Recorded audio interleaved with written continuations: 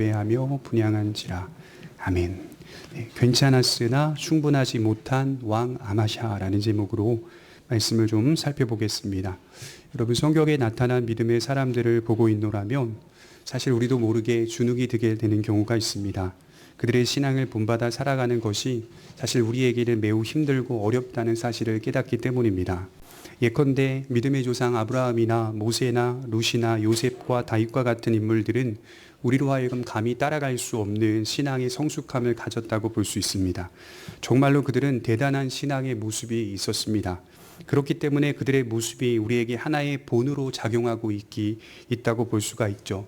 하지만 성경이 말하고자 하는 바는 어떤 그들의 대단함이나 그들의 위대함이 아니라 그들이 걸었던 또 그들이 살아낸 시간 속에서 하나님께서 그들을 어떻게 만나셨고 그들을 만드셨고 또 그들을 어떻게 이끌어 가셨는지를 강조하고 있는 내용이 성경이라는 것이죠. 그래서 우리가 성경을 접할 때, 성경을 읽을 때 꼭 잊지 말고 기억해야 할 것은 하나님 앞에 순종했던 인간의 모습도 우리가 발견할 수 있어야 하지만 거시적인 차원에서 그런 인간들을 순종케 하시는 하나님의 인도와 하나님의 이끄심과 하나님의 만드심이 있다는 사실을, 그 배후에서 그들을 붙드셨다는 사실을 기억하면서 성경을 읽어가는 것이 훨씬 더 중요하고 이것이 성경의 목적이라는 것을 발견하게 됩니다.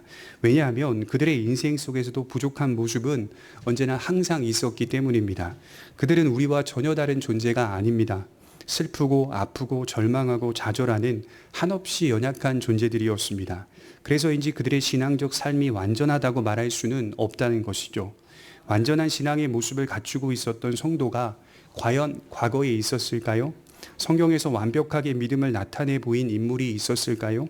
방금 제가 열거한 사람들도 완벽한 믿음을 가진 사람들은 아니었습니다. 흠이 많은 사람들이었죠.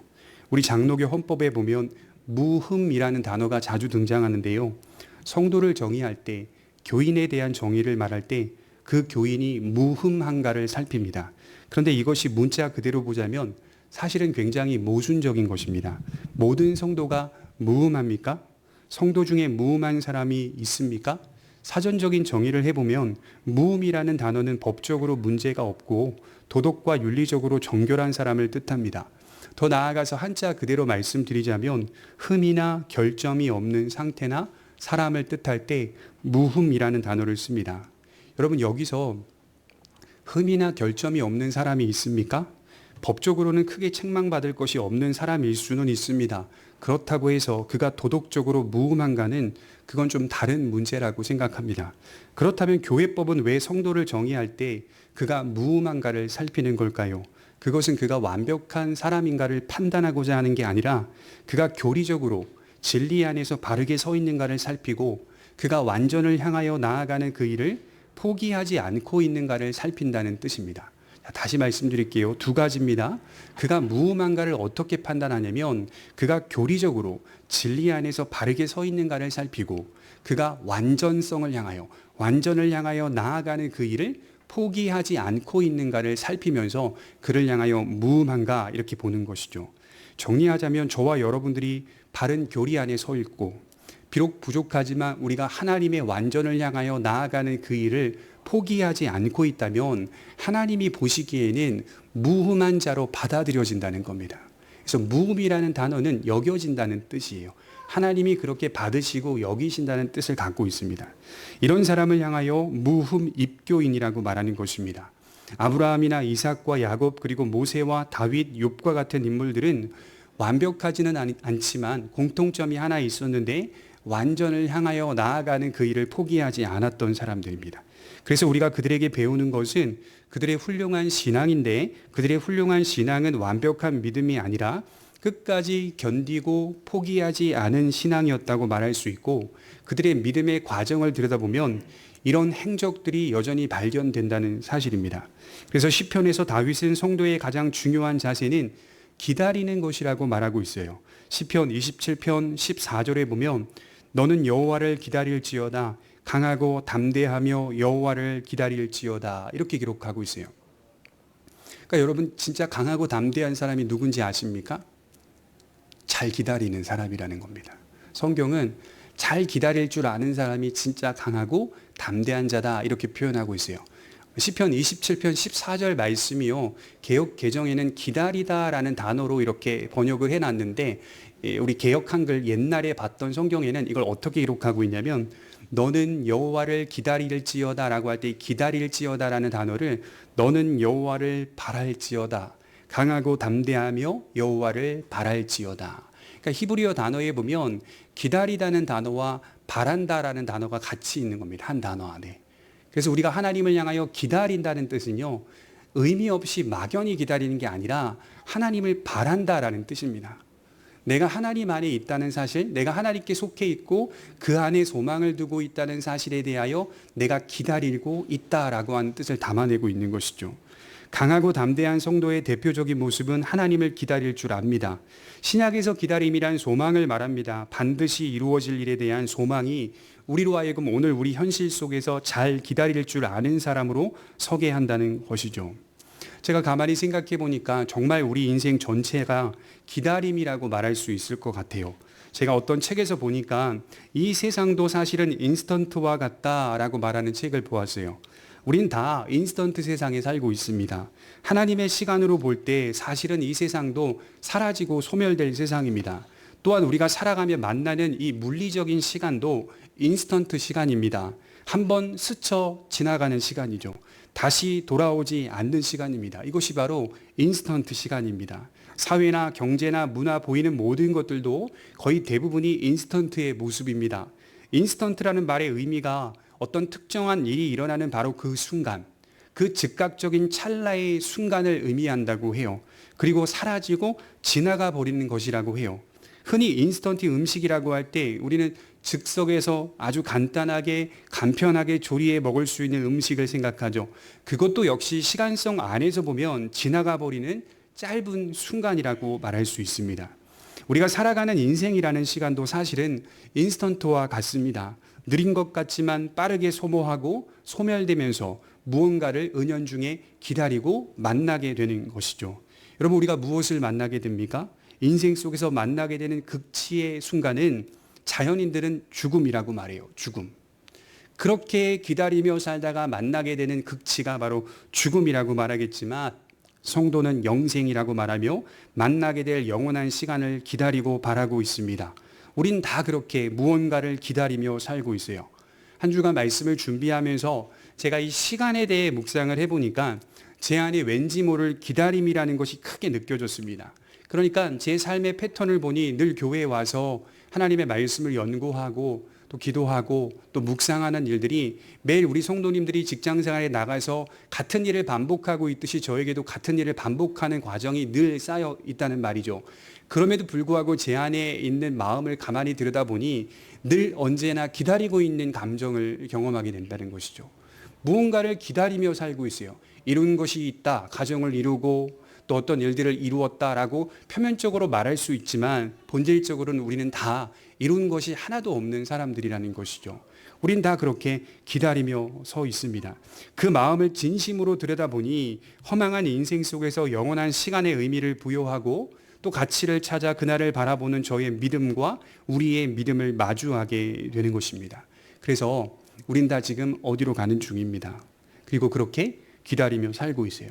말씀을 묵상하면서 생각해 보니까 아주 빽빽하게 교통체증이 심한 도로에 우리가 운전을 하고 있다고 생각해 보십시오. 그렇게 차가 많이 밀려 있다고 해서 우리가 목적지에 가는 그 일을 포기하겠습니까? 일반적으로도 우리는 가야만 하는 거예요. 그 사이에 껴서 소리 지르고 또 짜증내고 또 힘들어 할 수는 있지만 그럼에도 불구하고 우리는 가야 되는 거죠. 인생이 이와 같은 겁니다.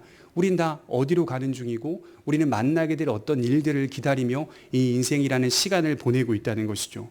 우리보다 앞서 먼저 걸었던 믿음의 선배들 역시 인생 속에서 예비된 저 큰 성을 바라보며 살았다라고 기록하고 있어요. 히브리서 11장 16절에 보면 그들은 더 나은 본향을 사모하고 하나님께서 저희를 위하여 한 성을 예비하셨느니라. 그런 그들의 중심 가운데 하나님께서 함께 하셨다라고 기록하고 있어요. 제일 중요한 것은 바로 포기하지 않는 기다림. 이것은 소망의 기다림이라고 할 수 있겠습니다.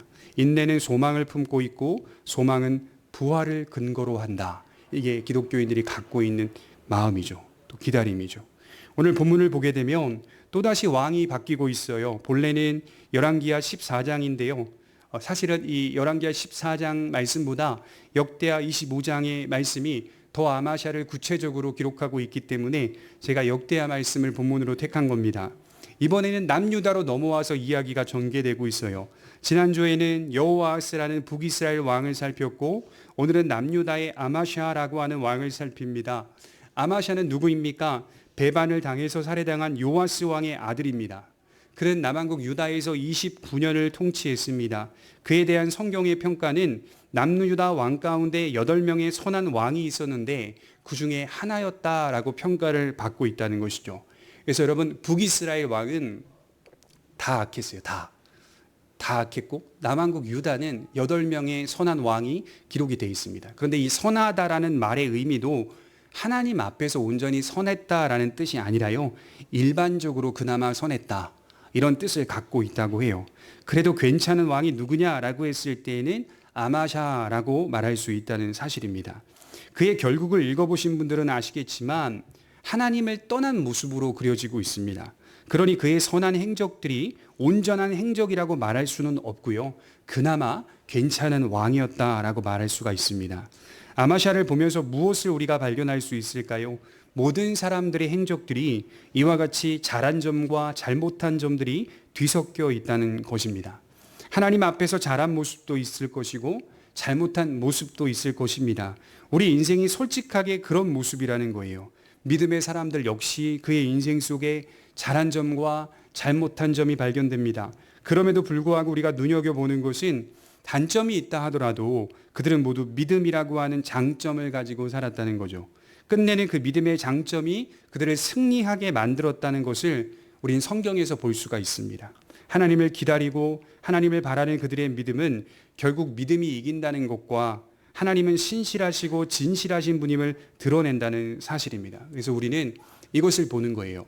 비록 부족하고 온전하지 못하다 하여도 그가 끝내는 그 장점을 가지고 살았더니 결국 믿음이 이긴다는 것과 또 그에게 약속하신 하나님은 신실하시다, 진실하시다라고 하는 것을 발견하게 된다는 겁니다. 물론 그 중간 과정 속에서도 하나님이 신실하신 분이라는 사실이 우리 안에 충분히 확인되지만 그 확인됨의 극치는 역사의 끝에서 일어나는 일입니다. 우리는 그저 믿음으로 역사를 대하고 살아갈 뿐이죠. 그래서 오늘 저는 아마샤의 이야기를 보면서 이 두 가지만 좀 생각해 보려고 해요. 첫째로는 옳게 하는 일에도 결점이 있었다는 사실입니다. 그는 25세의 유다의 왕이 되죠. 그가 왕이 되자 아버지 요아스가 처음 보인 건전한 신앙을 회복하고자 노력합니다. 그래서인지 그의 노력에 대해 이렇게 평가하고 있어요. 2절에 보시면 아마샤가 여호와 보시기에 정직히 행하기는 하였으나 온전한 마음으로 행치 아니하였더라. 그 나라가 굳게 소매. 자, 하나님 보시기에는 정직히 행하기는 하였지만 온전한 마음으로 행하지는 아니하였다라고 말씀하고 있습니다. 이 열왕기하에서는 이것을 그의 조상 다윗과 같이 하지는 않았다라고 기록하고 있어요. 이 기록을 자세히 들여다보면 칭찬을 하는 것처럼 보이면서도 꼭 칭찬만 하는 것 같지는 않습니다. 결점이 있었다는 사실이죠. 그러나 하나님은 그의 이런 모습을 귀하게 보시고 잠시나마 그 나라를 굳게 서게 하셨다는 겁니다. 그러니까 결점에도 불구하고 하나님은 그를 긍휼히 여기셨고 유다를 굳게 세우셨습니다. 자, 이로보건대 하나님의 성품을 볼 수가 있겠죠. 그분은 우리가 인생 속에서 하나님을 온전히 바라보기를 원하시지만 혹여 우리가 온전하지 못한 모습으로 바라본다 하더라도 우리의 부족한 믿음을 가치없게 여기지 않으신다는 사실입니다. 그러니까 여러분, 하나님은요, 우리의 자리를 아세요. 그러니까 우리가 완전한 상태로 하나님을 섬길 수 없다는 우리의 자리를 정확하게 알고 계세요. 그래서 하나님은 어디를 보신다고요? 마음을 보시는 거예요. 마음을.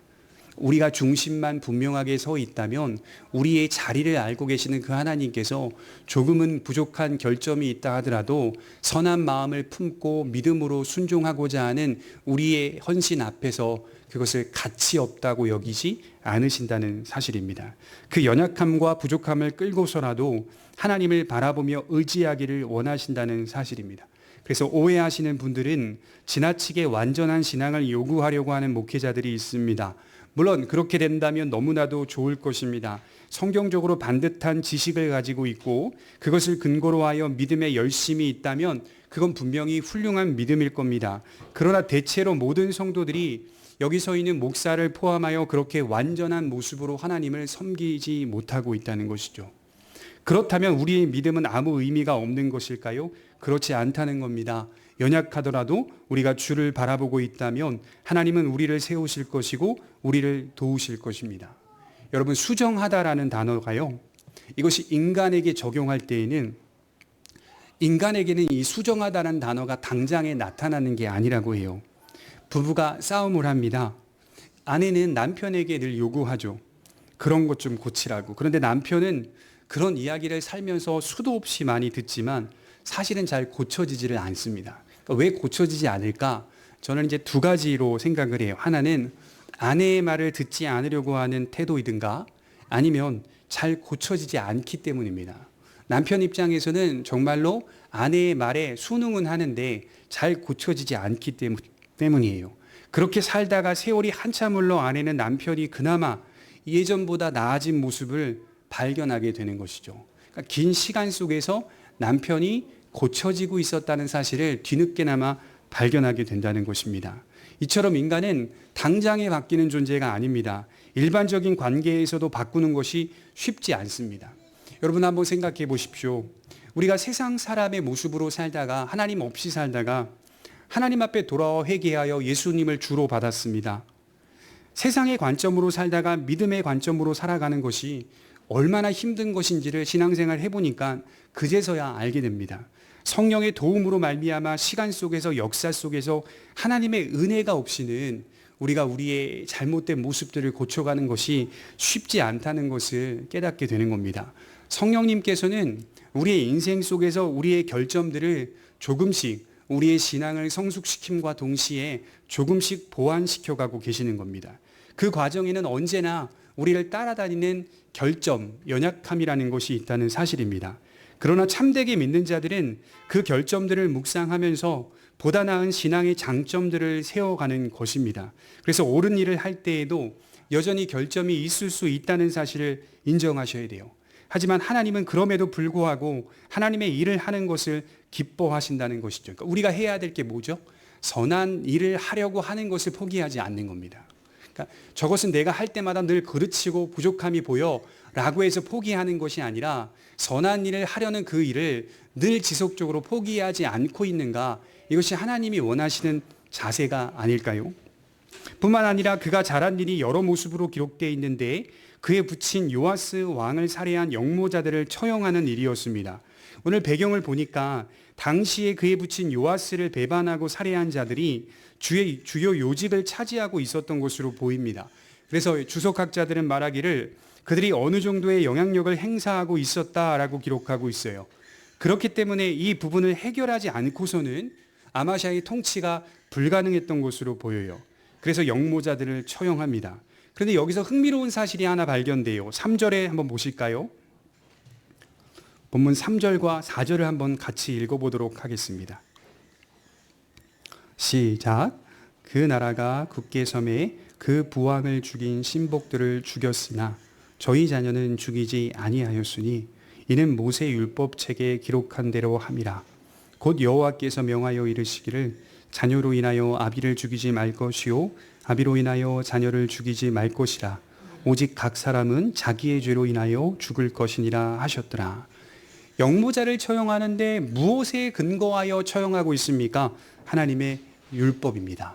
율법에 근거하여 철저히 시행하고 있다라고 하는 것이죠. 다시 말해 복수심에 근거하지 않았다는 말입니다. 신명기 24장 16절 말씀을 인용하고 있는데 거기 보면 아버지는 그 자식들로 말미암아 죽임을 당하지 않을 것이요 자식들은 그 아버지로 말미암아 죽임을 당하지 않을 것이니 각 사람은 자기 죄로 말미암아 죽임을 당할 것이니라. 하나님의 원리에 따라 부친을 죽인 반역자들만 죽일 뿐 그들의 자손들은 손대지 않았다는 말입니다. 자, 우리가 살펴왔지만 대체로 많은 경우 범죄한 사람뿐 아니라 그들의 자손들까지도 멸절하는 모습이 많이 발견됩니다. 그런데 오늘 아마샤는 그러지 않았다는 거예요. 보복심에 잡히기보다 율법에 따라 그 일들을 처리해 갔다는 것입니다. 이것은 참으로 잘한 일입니다. 매우 잘한 일입니다. 율법에 근거하여 그 문제를 처리하려고 하는 태도였기 때문이죠. 우리가 여기서 죄에 대한 하나님의 심판이 어떤 원리로 작용하고 있는지 볼 수가 있어요. 각 사람은 각 사람의 죄로 말미암아 죽임을 당한다는 사실이죠. 하나님의 심판의 원리는 각 사람의 죄로 말미암아 임한다는 사실입니다. 부모의 죄 때문에 아들이나 딸이 심판받지 않아요. 오직 각 사람은 각 사람의 죄 때문에 심판을 받습니다. 우리가 이 원리를 기억하며 신앙생활해야 돼요. 성경이 죄인들을 구원할 때 어떤 모습일까요? 각 사람이 하나님 앞에서 선악간의 판단을 받는다는 것입니다. 그래서 로마서나 또 다른 바울의 서신들을 읽어보면 행한 대로 심판을 받는다라는 표현이 많이 나와요. 이것이 기준이고 이것이 원칙입니다. 아담과 하와가 무엇 때문에 동산에서 추방당했습니까? 각 사람의 죄 때문입니다. 아담은 하나님께 당신께서 주신 저 여자 때문이라고 하였지만 사실은 아담 자신 때문이었고 하와 자신 때문이었습니다. 죄는 누구 때문에가 없습니다. 죄는 스스로 짓는 것이고 또 그로 말미암아 심판을 받는 겁니다. 여러분 창세기 4장에 보면 가인과 아벨의 이야기가 나와요. 제사를 받지 않은 것으로 인하여 격분한 가인이 돌을 들어서 아벨을 쳐 죽입니다. 그때 하나님은 가인에게 나타나 말씀하셨죠. 4장 7절에 이렇게 말하고 있어요. 내가 선을 행하면 어찌 낯을 들지 못하겠느냐. 선을 행하지 아니하면 죄가 문에 엎드려 있느니라. 죄가 너를 원하나 너는 죄를 다스릴지니라. 이게 좀 어렵죠. 말씀의 해석이. 근데 이게 무슨 말이냐면 너는 스스로 죄를 다스려야 한다 이런 뜻입니다. 너는 너의 마음을 잘 다스려서 죄를 다스려야 한다. 선을 행하라 이 말을 하고 있는 거예요. 만일 그렇지 못하게 되면 문 앞에서 항상 죄가 너를 노려보고 있기 때문에 죄의 정복을 당하게 될 것이다 이런 뜻입니다. 그래서 죄를 스스로 다스리라 이렇게 말씀을 하고 있는 거예요. 그런데 이 말씀 속에는 역설적인 표현이 있습니다. 인간은 죄를 다스리지 못하기 때문에 모두가 죄의 정복을 당하여 죄의 노예로 산다는 것을 담아내고 있어요. 누구 한 사람도 빠져나가지 못하기 때문에 예수 그리스도께서 오셨다는 사실을 이미 창세기부터 그 의미를 내포하고 있다는 말입니다. 그래서 하나님은 각 사람의 죄로 말미암아 심판하시는 것이지 어떤 가계에 흐르는 저주 때문에 심판하시는 것이 아니라는 거예요. 그래서 오래전에 우리 한국교회에 유행했던 신앙 사상 중 하나가 가계에 흐르는 저주를 끊어라 이런 책들도 되게 많이 나왔거든요. 그런 일 없습니다. 각 사람은 각 사람의 죄로 말미암아 심판을 받는 거예요. 그래서 우리는 믿음으로 항상 선을 행하든지 그렇지 않든지를 고민하며 사는 것일 뿐입니다. 그것은 다 우리의 결정이고 우리의 선택이며 우리의 몫입니다. 우리의 결정과 선택, 우리의 몫은 우리가 하나님으로부터 받은 자유이며 책임이라는 사실을 말해주고 있어요. 그래서 여러분 자유라고 할 때에는 책임을 항상 같이 기억해야 돼요. 그런데 참된 자유는 책임과 함께 간다라고 하는 사실을 기억해야 돼요.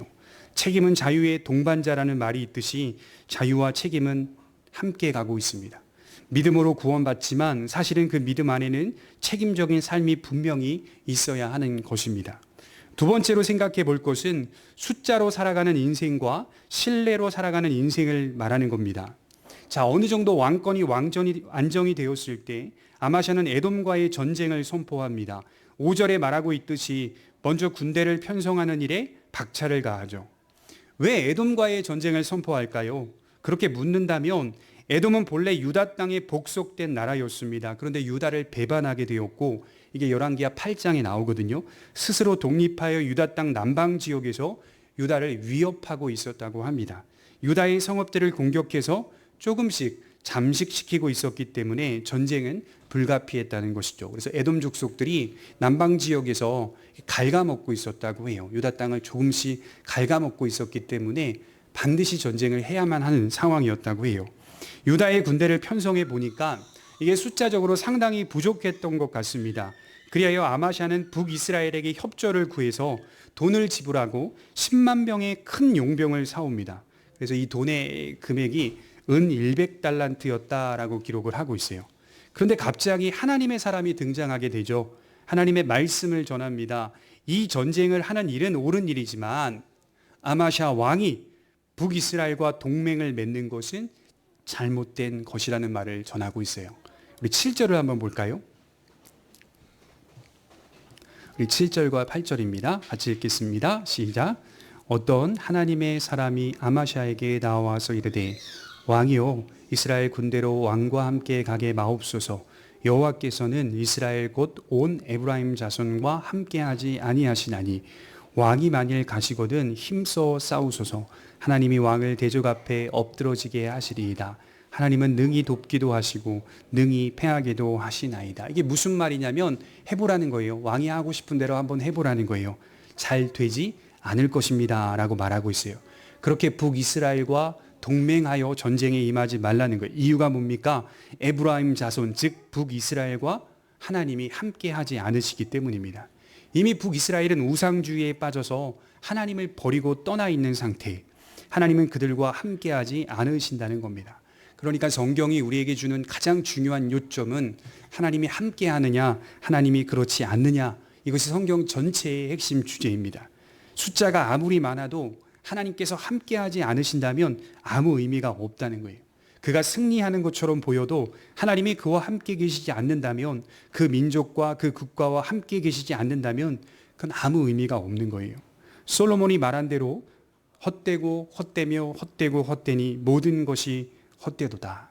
헛되지 않는 인생이란 오직 하나님께서 함께 계실 때에만 그 인생이 헛되지 않는 겁니다. 그래서 아무리 인간이 아주 훌륭한 업적을 남기고 대단한 일을 한다 하더라도 하나님이 그와 함께 계시지 않는다면 그건 헛발질 인생입니다. 헛발질을 계속하고 있는 거예요.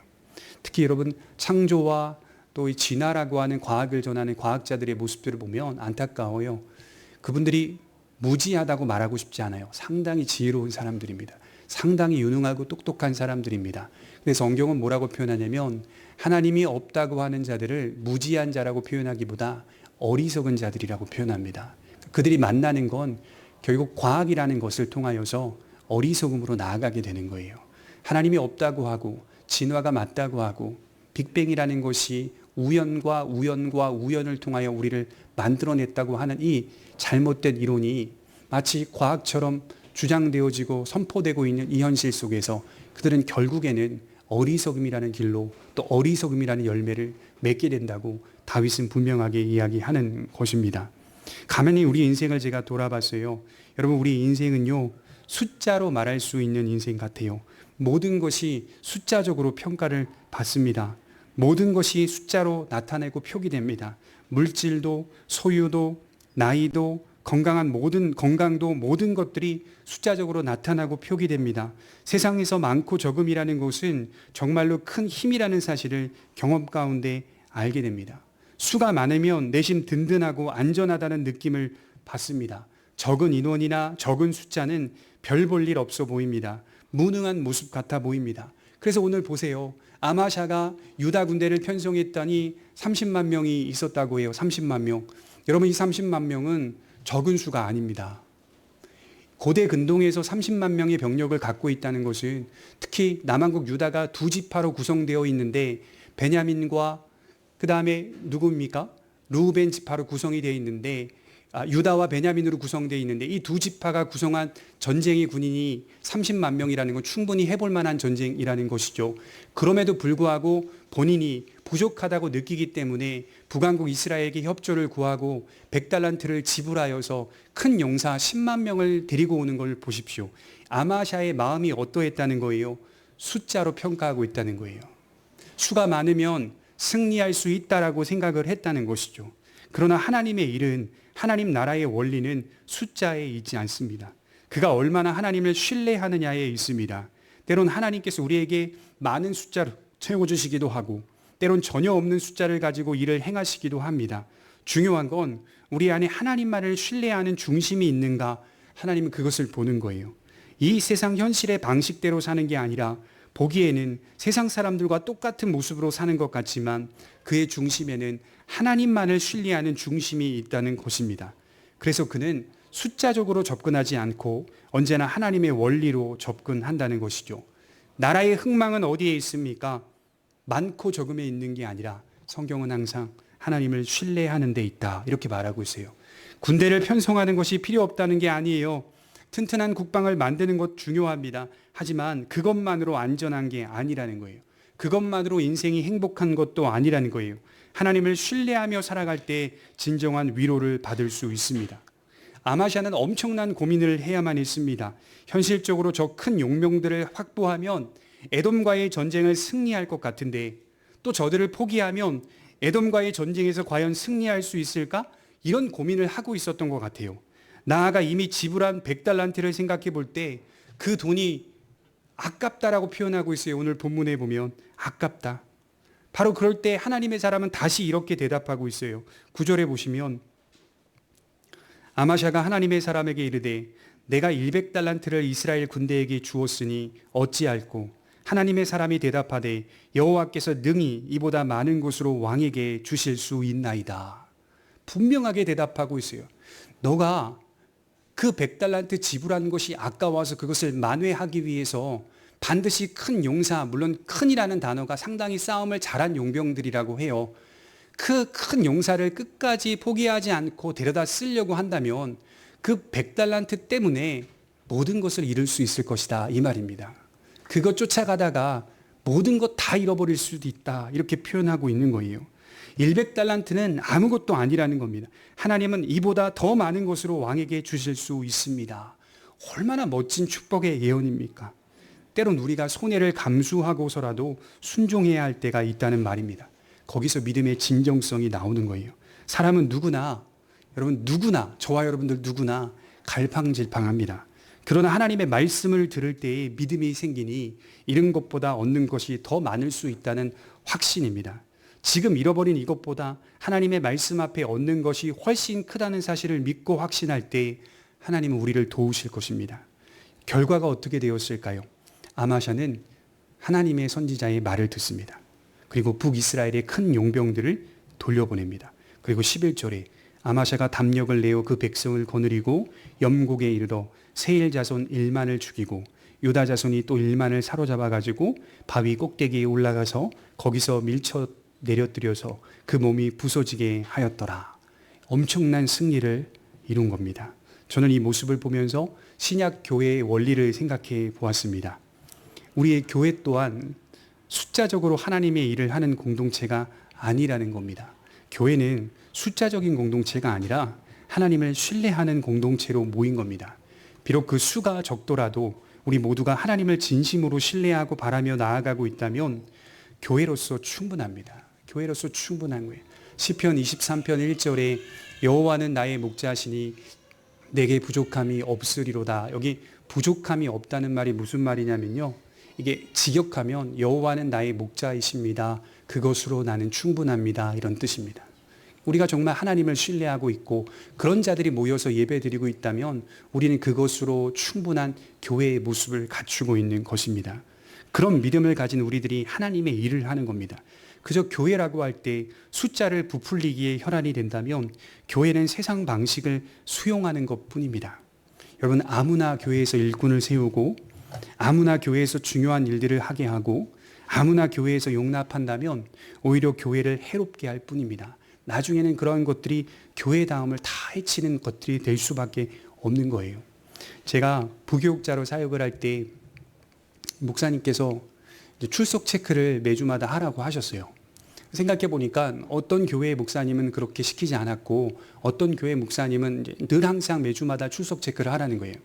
제가 가만 보니까 출석 체크를 하는 이유가 어떤 성도님들이 안 나왔고 어떤 성도님은 나왔고 하는 것들을 판단하기 위해서 출석 체크를 하는 줄 알았어요. 그래서 목사님 내심 염려하고 또 안 나온 성도님들을 돌아보려고 하는 차원에서 말씀을 하신 줄 알았어요. 근데 시간이 지나면서 깨달은 건 그게 아니라 숫자를 세라는 겁니다. 숫자를. 5월 첫째 주에는 몇 명이 나왔고 5월 둘째 주에 몇 명이 나왔고 숫자를 늘 언제나 세서 보고해 달라라고 하는 겁니다. 여러분 제가 그 부분에 있어서 큰 시험이 들었어요. 아무 의미가 없잖아요. 성도님들이 몇 명이 나왔고 몇 명이 나오지 않았고 그 매주 숫자를 세는 의미가 저에게 무슨 의미가 있겠습니까? 그것이 교회의 본질과 어떤 연관성이 있습니까? 차라리 누가 안 나왔는지 누가 나왔는지를 한 주마다 한번 바라봐 달라라고 하는 것이 훨씬 정직한 것이지 그 수가 무엇이 그렇게 큰 의미로 교회에게 다가온다는 말입니까? 그래서 좀 마음이 힘들었던 기억이 납니다. 많은 사람들을 포섭하여 숫자를 채워가는 건 이단들이 잘하는 겁니다. 이단들이 잘하는 거예요. 교회는 복음을 전파하여 한 영혼을 제자 삼는 겁니다. 그러므로 오늘 저에게 물었어요. 제 마음의 말씀을 준비하면서 묻습니다. 너는 성도들을 바라볼 때 숫자로 볼 것인가 아니면 영혼으로 볼 것인가? 숫자로 볼 것인가 영혼으로 볼 것인가? 라는 질문이 드는 거예요. 목사가 성도들을 영혼으로 보고 대할 때 그 교회는 건강해지는 거예요. 근데 목회자가 성도들을 숫자로 대하면 교회는 건강해지지 않아요. 목회자는 성도들을 영혼으로 대해야 한다. 이런 생각이 문득 드는 겁니다. 성도 역시 교인의 숫자로 교회를 판단하기보다 혹여나 여러분들이 이사를 가서 다른 교회를 정하실 때 교회의 수가 많냐 적냐로 판단하지 마시고 그 교회에 들어갔을 때 하나님의 말씀의 진실함과 한 사람이라도 그 교회의 성도가 진실하게 바로 서 있는 것을 본다면 그 교회를 귀하게 볼 수 있는 눈을 가지시기 바랍니다. 그 교회는 작지만 하나님이 정말 기뻐하는 교회일 수 있어요. 오해하시면 안 돼요. 크고 많고 사람이 많이 모이는 것을 하나님이 기뻐하실 것 같죠? 그렇지 않아요. 오늘 성경이 그렇게 말하고 있잖아요. 숫자적으로 평가하는 것이 아니라 하나님을 신뢰하느냐 이렇게 말씀을 하고 있다는 것이죠. 아마샤가 이러한 결단을 하자 하나님은 전쟁에서 승리하게 하셨고 선지자의 말씀이 틀리지 않았다는 사실을 증명해 보이십니다. 처음 돈을 주고 데리고 왔던 북이스라엘의 용병들의 실체가 드러나고 있어요. 13절에 한번 보십시오. 전쟁에서 승리할 뿐 아니라 북이스라엘의 용병들의 실체가 드러나요. 13절에 아마샤가 자기와 함께 전장에 나가지 못하게 하고 돌려보낸 군사들이 사마리아에서부터 베토론까지 유다 성읍을 엄습하고 사람 3천을 죽이고 물건을 많이 노략하였더라. 지금 북이스라엘의 용병들은 무슨 짓 하고 있습니까? 조용히 돌아간 게 아니라 북이스라엘에 가까운 남유다의 성읍을 엄습하고 유다 백성들을 죽이고 물건들을 노략질해 갑니다. 같은 족속인데요. 그들을 100달란트 주고 샀는데요. 돈 받았잖아요. 그리고 같이 나가지 않고 그냥 돌아가 달라라고 얘기했잖아요. 돌아가는 길에 그들이 엄습하는 거예요. 유다 성읍을 엄습하고 노략질해 가는 거예요. 그들의 실체가 드러나는 겁니다. 그들을 용병으로 쓰지 않았던 것이 잘한 일이라는 거예요. 잘한 일이에요. 우리가 하나님의 말씀 앞에서 순종할 때 저는 이러한 경험들을 하게 하신다고 믿어요. 손해를 보았음에도 하나님의 뜻에 따라가니 내가 믿고 의지하려고 했던 것들의 실체가 드러나는 겁니다. 내가 믿고 의지하려고 했던 것들의 실체를 드러내 보이시고 그 상황의 실체를 나타내 보이셔서 우리를 옳은 길로 인도하셨다는 사실에 안도감이 들고 감사가 생기는 겁니다. 이것이 신앙의 경험입니다. 그리고 하나님은 말씀의 정당성을 드러내십니다. 하나님의 말씀을 신뢰하도록 이끄십니다. 어떻습니까, 여러분? 아마샤의 인생을 보니까 잘한 일과 잘못한 일들이 뒤섞여 있는 모습을 보게 돼요.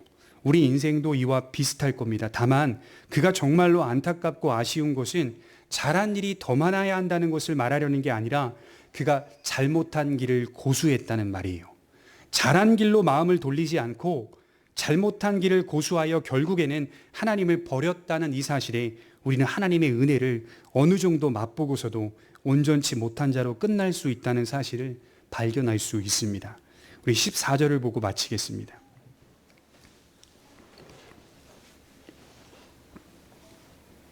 같이 읽겠습니다. 시작. 아마샤가 에돔 사람을 도륙하고 돌아올 때에 세일 자손의 우상들을 가져다가 자기의 신으로 세우고 그 앞에 경배하며 분향한지라. 저는 이제 14절 말씀을 읽고 이어지는 이 스토리를 보면서요, 참 이게 복잡한 인물이다, 아마샤. 이 정치적으로도 이해할 수 없는 인물이고 신앙적으로도 이해가 안 되는 인물이다. 그 생각이 들면서 참 아마샤라는 사람에 대해서 답답한 인간, 참 멍청한 인간이라는 생각들을 하다가 나도 똑같구나로 결론을 내렸어요. 참 인간이 갖고 있는 이 복잡한 내면의 상태를 여러분 어떻게 말할 수 있을까요? 1 더하기 1은 2다. 이렇게 공식으로 딱 떨어지게 인간의 마음 상태를 말할 수 있습니까? 저는 아니라고 봐요. 인간 마음 상태는 오늘은 하나님을 신뢰하는 것 같아 보이고요. 내일은 패배한 적국의 신들을 가져와서 하나님 버리고 자신의 신으로 삼을 수 있다는 거예요. 이 엎치락 뒤치락의 이 갈팡질팡의 인간의 내면의 복잡한 상태는 성경이 분명하게 지적하고 있는 인간 모두가 전적으로 타락했다는 사실을 증명해 주고 있는 내용입니다. 그럼 우린 다 어떻게 승리할 수 있죠? 하나님의 은혜가 있어야 합니다. 그런 선한 행실 속에서도, 그런 연약한 모습 속에서도 결국 그 사람을 하나님이 은혜로 이끄셨다면 그 사람은 승리한다는 사실이에요. 이 복잡한 내면의 상태는 우리가 앞으로도 계속적으로 주님이 재림하는 그날까지 가지고 가는 상태입니다. 너무나 복잡한 상태죠. 그러니까 우리 자신의 마음도 때로는 뭐라고 말하죠? 나도 내 마음을 모르겠어라고 말하잖아요. 도무지 모르겠어. 하나님의 은혜가 임하면 내 마음 아는 겁니다. 내 마음이 확정되고 확정되었사오니 믿음의 눈으로 주를 바라보나이다. 다윗의 고백처럼 하나님의 은혜가 자신을 이끌어가고 있다는 사실. 오늘도 갈팡질팡의 복잡한 내면의 상태 속에서 우리를 승리하게 하실 수 있는 유일한 원인과 비결은 오직 하나님의 은혜일 뿐이라는 사실을 믿고 나아가는 성도들 되시길 바랍니다. 기도하겠습니다.